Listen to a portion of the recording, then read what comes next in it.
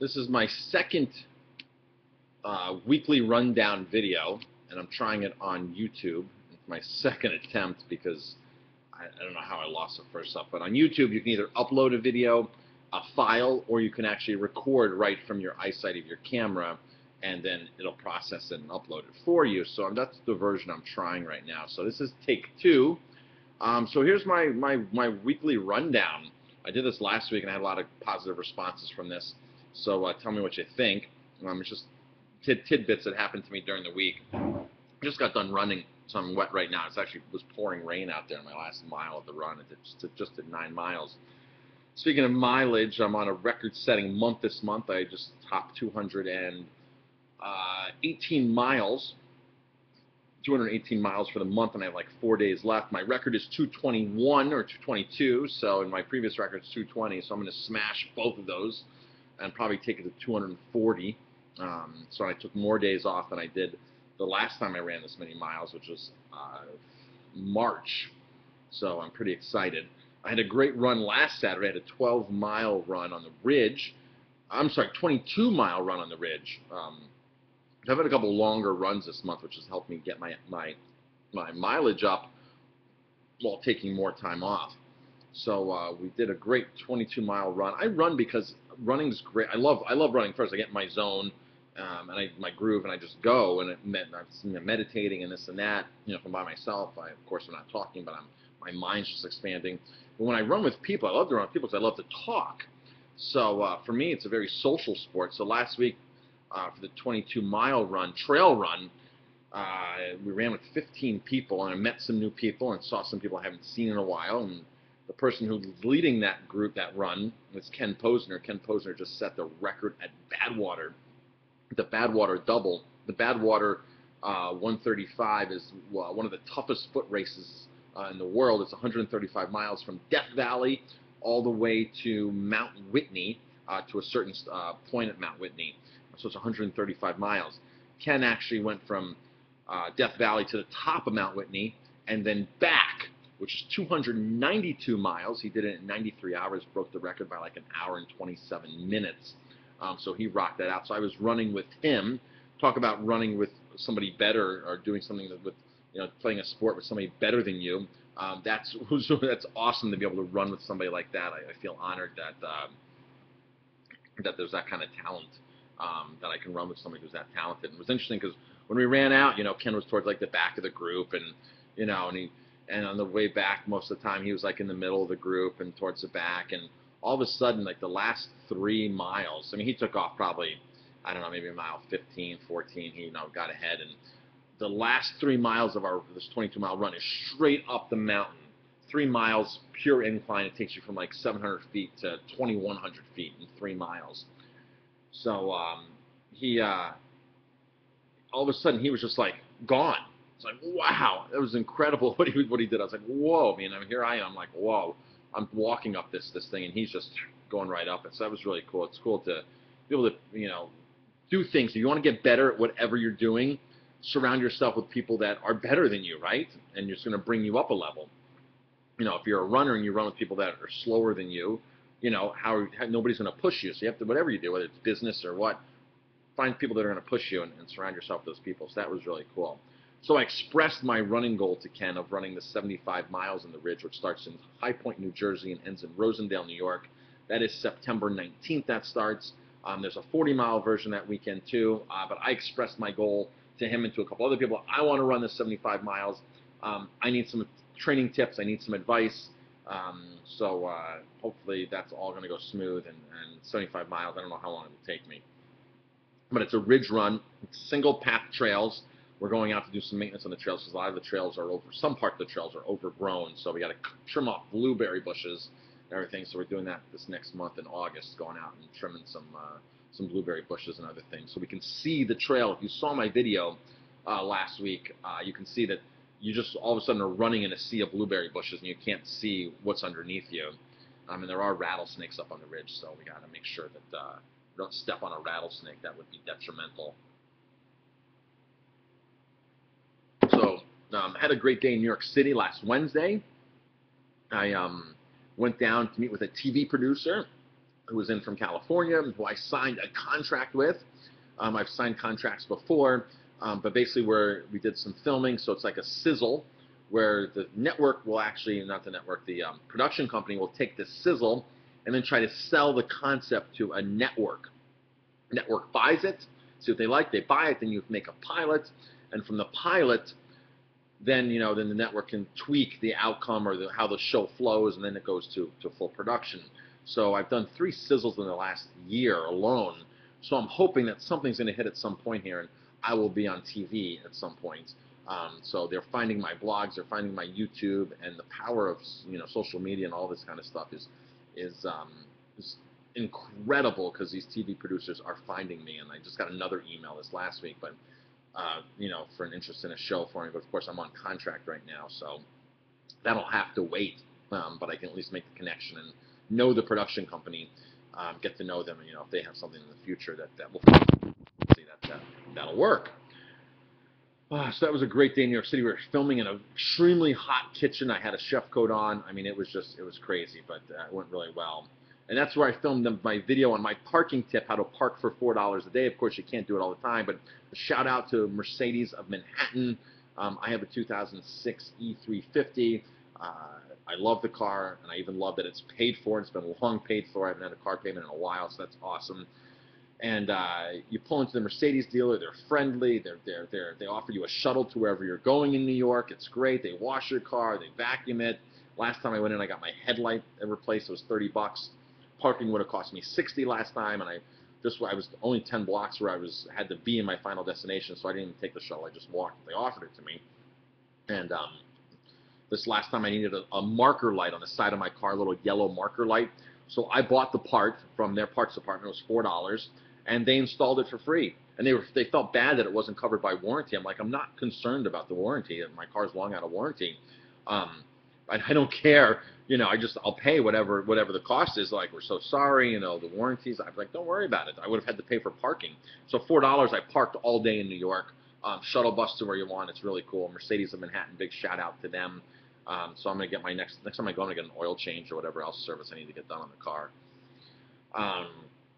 Food fraud videos. I shot another food fraud video this week, and I caught the person in a total lie. And the reason I do my food fraud videos is because I'm so careful on what I do here at my restaurant. So careful. I want to make sure that everything is labeled properly, and I want to respect how it's made and the definitions, and make sure if I'm selling something, I'm really selling what I am, because us restaurants are supposed to be the experts. And when a consumer goes out to a restaurant, they'll take any. I mean, you think that you can trust these restaurants, and you can't. You can't at all. And it's a big name chefs too. Tom Colicchio, Wolfgang Puck. You can go to foodfraudtv.com. I've caught them all.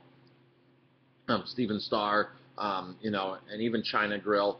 The thing is, it's how they respond, and how are they willing to fix it? Are they willing to argue with it? Like Tom Colicchio argued with me and sent me an email and saying, I'm done playing games with you. You don't know who you're messing with. All this kind of stuff. I'm like, I called 8 times and asked you to change, because I know you're not serving grass-fed beef.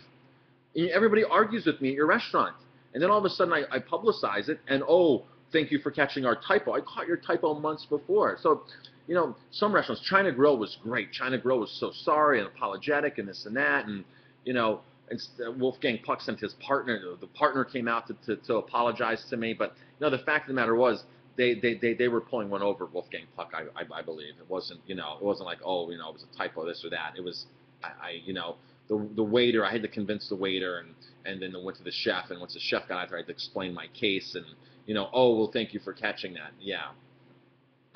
But I make those videos so to educate you guys, consumers, and to educate chefs, because you can't trust these so-called chefs that are supposed to be experts. So I'm the expert, making sure the experts are in line, and a lot of them are not.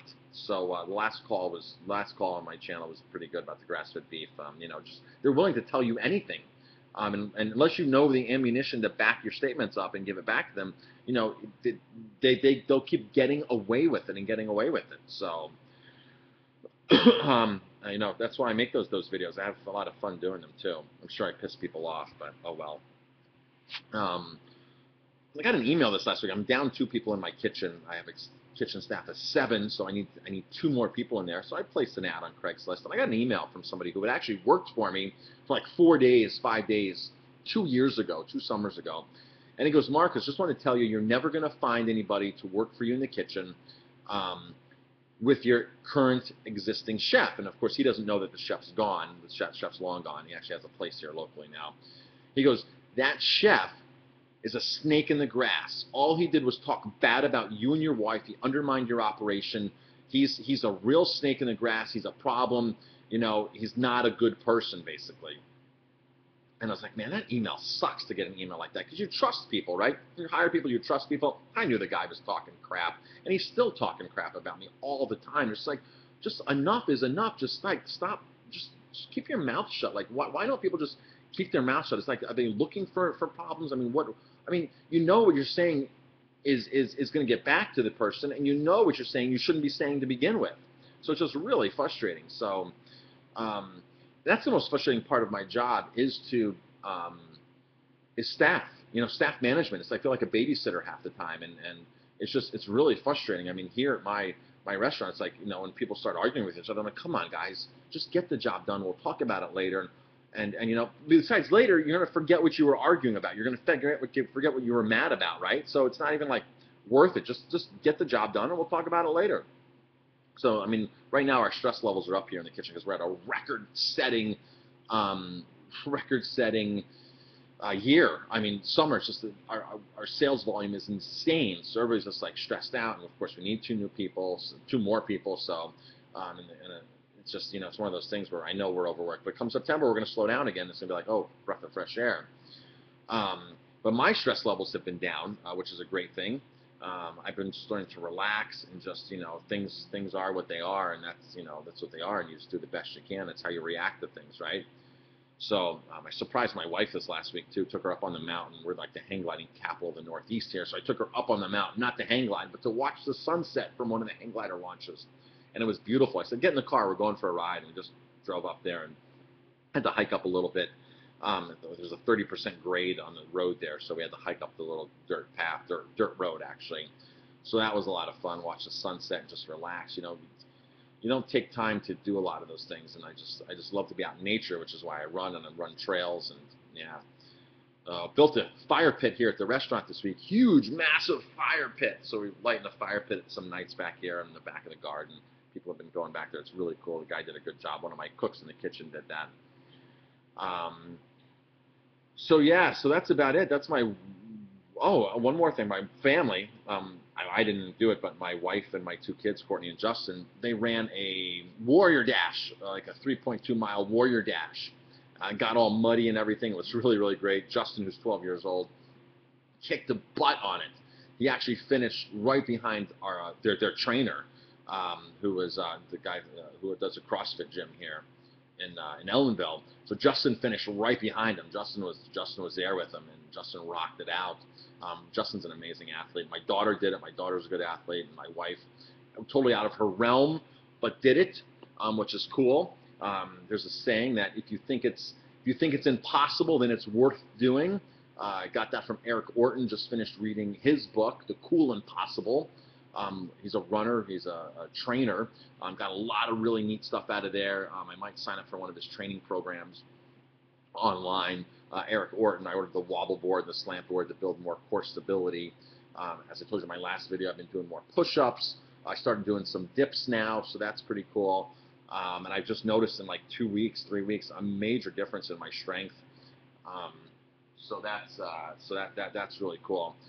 And I really haven't lost. I do these videos on my 80-10-10 update. And I really haven't lost much weight recently in the last couple of months, but I noticed that like my arms and certain parts of my body are like toning up differently. I'm like, wow, and so maybe I'm building some muscle in some of these places, and of course my legs are very muscular because I run up mountains, so you can just see all the muscles in my legs. That's really cool.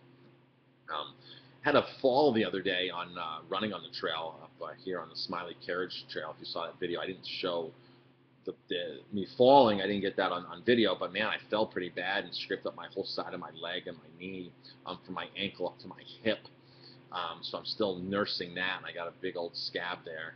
But that hasn't stopped me from really running at all. It just stopped me the next day. I think I went on a bike ride or something, or I might have even ran the next day. Who knows? But yeah, so that's my weekly rundown. If you like this format, please hit like, subscribe to my channel, pass it on, 7,000 subscribers and growing. And we'll see if this video can actually upload because I'm doing it on YouTube, and we'll see what happens. First time doing a video like this. So get on to marcusg.tv and check out all of my channels. foodfraudtv.com, nofarmsalmon.com, crazymountainruns.com, 50mistakes.com, of course my restaurant, aromatimebistro.com, wherebeerdrinkersgo.com, which is my beer site. Check out all those sites, and if you have any questions, email me, marcus@marcusg.tv, or drop a comment down below. Thanks for watching.